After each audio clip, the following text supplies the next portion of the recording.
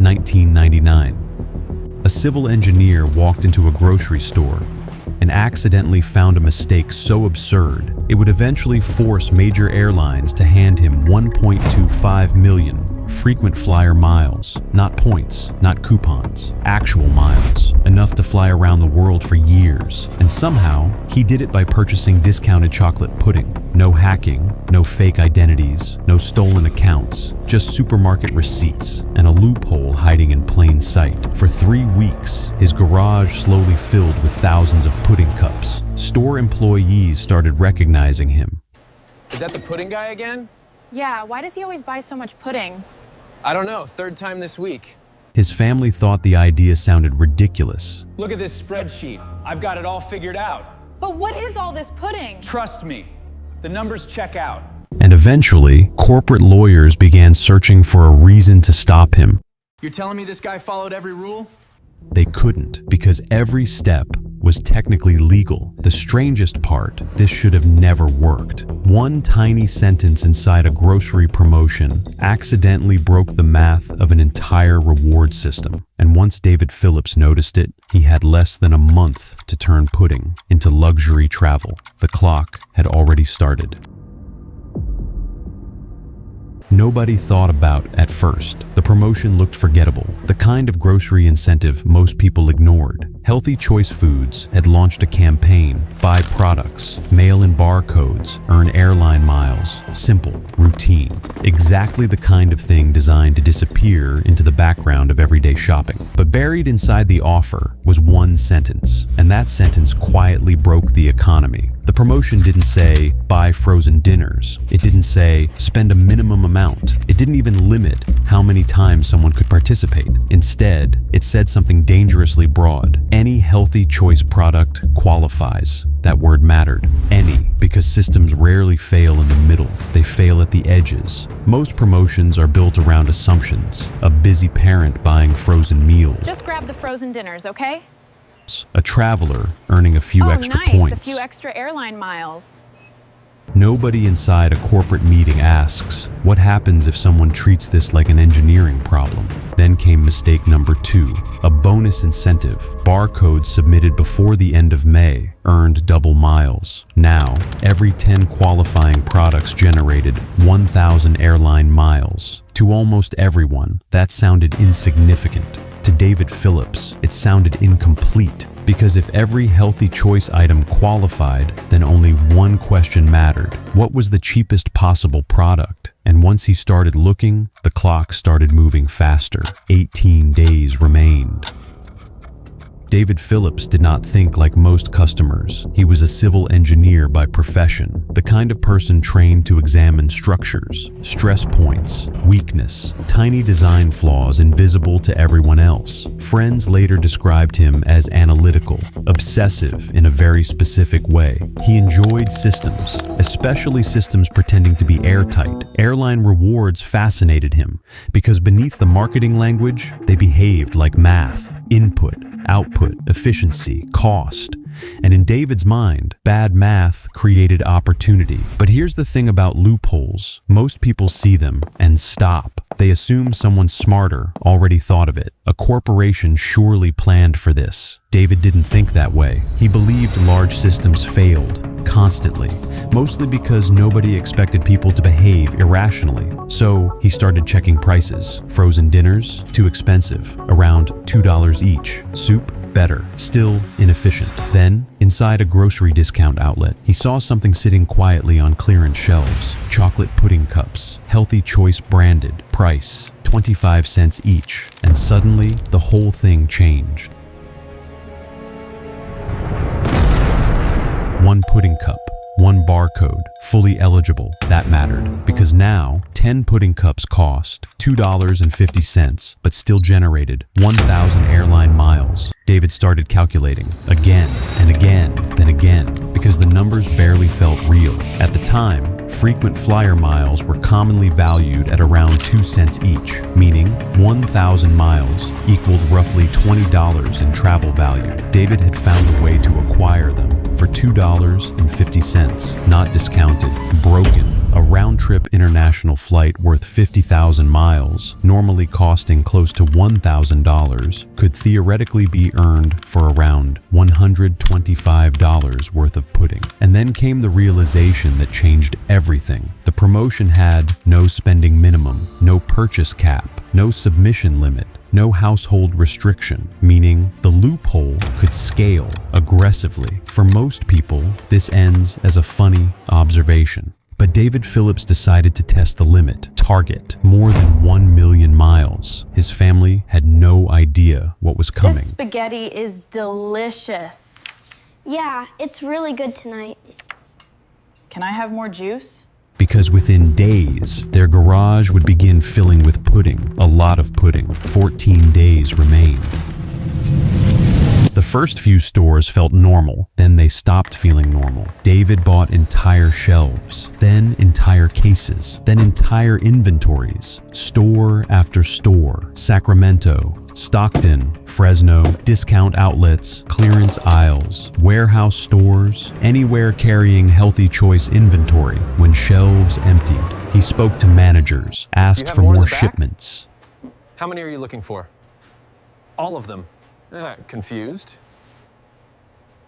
Employees started noticing. Same man, same product, every day. Eventually, they started calling him the pudding guy, Seriously, why does he buy this much?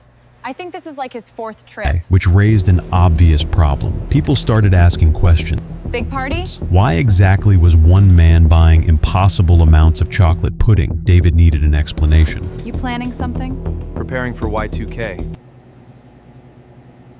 Honestly, fair enough. So he gave them one. He said he was preparing for Y2K, the widespread fear that computers might fail when the calendar changed to the year 2000. In 1999, people were stockpiling strange things: water, canned food, emergency supplies. Pudding sounded unusual, but not impossible. Most employees stopped asking questions because customers do weird things. Still, there was one person harder to convince: his wife.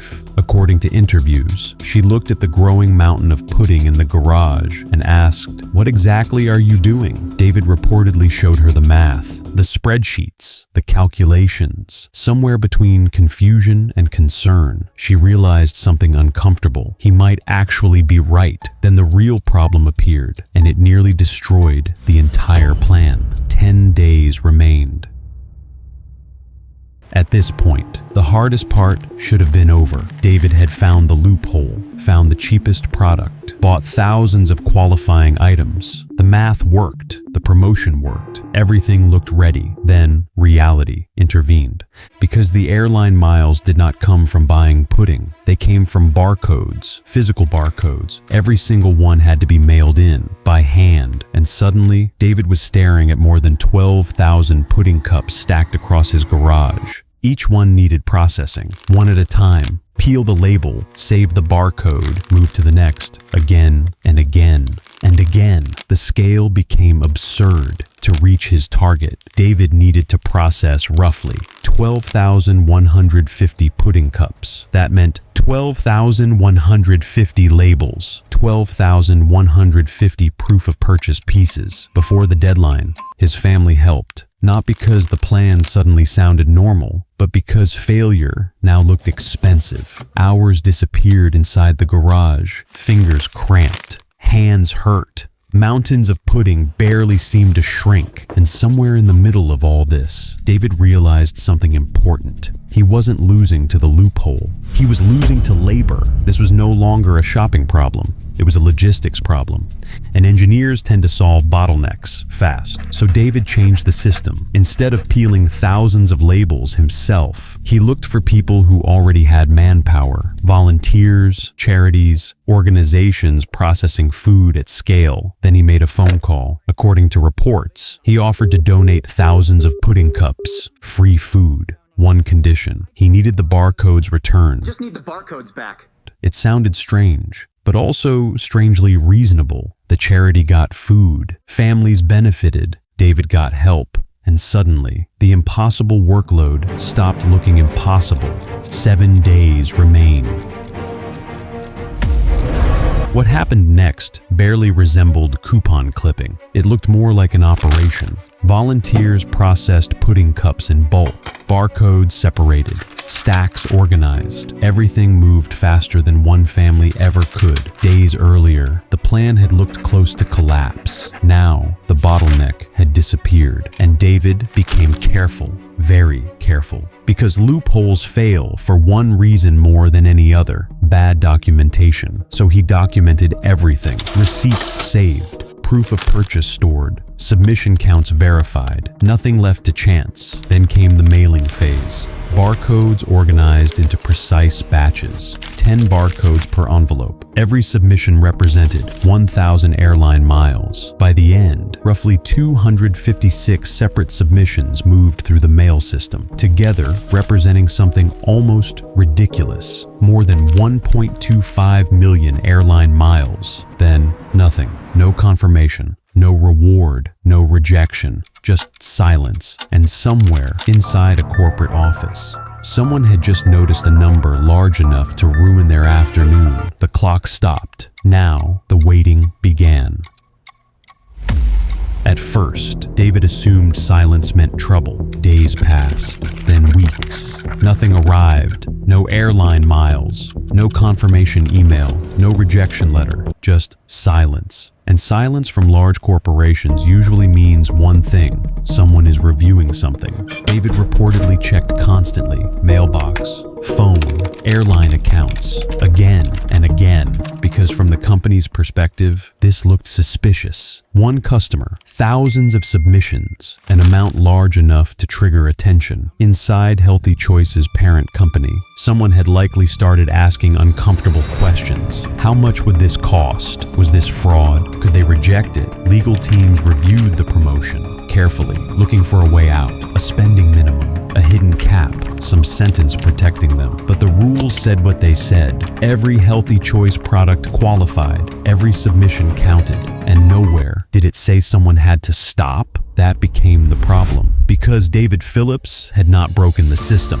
he had simply followed it further than anyone expected. Then, 2 months later, a package arrived, large, heavy, unexpected. David carried it inside, opened it carefully, and suddenly, the whole thing stopped feeling theoretical. Inside sat stacks of mileage certificates, hundreds of them, then more and more, enough paper to cover the floor. He counted, stopped, counted again, because the number sounded impossible. 1,253,000 airline miles. The grocery loophole had worked. The pudding had turned into travel. But there was still one problem left. The miles were not truly his yet, because one final system still had the power to stop everything: the airlines. And airlines do not like anomalies. Ending the system blinks. Normally, elite airline status takes years. Executives earn it slowly. Consultants, frequent travelers, people constantly moving through airports. David Phillips earned it through pudding.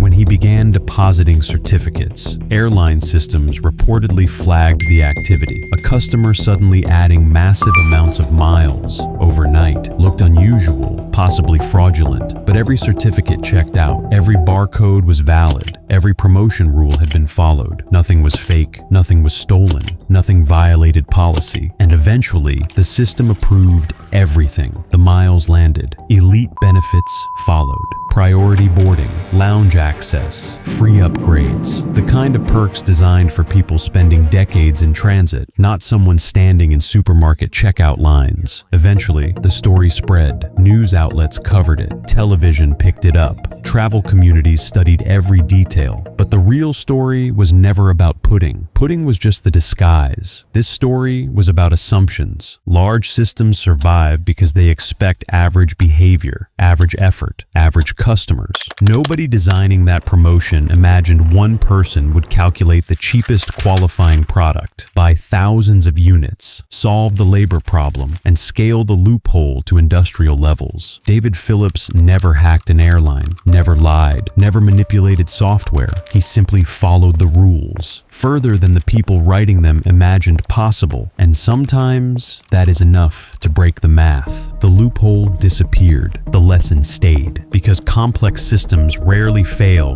when people ignore the rules. They fail when someone finally reads them carefully.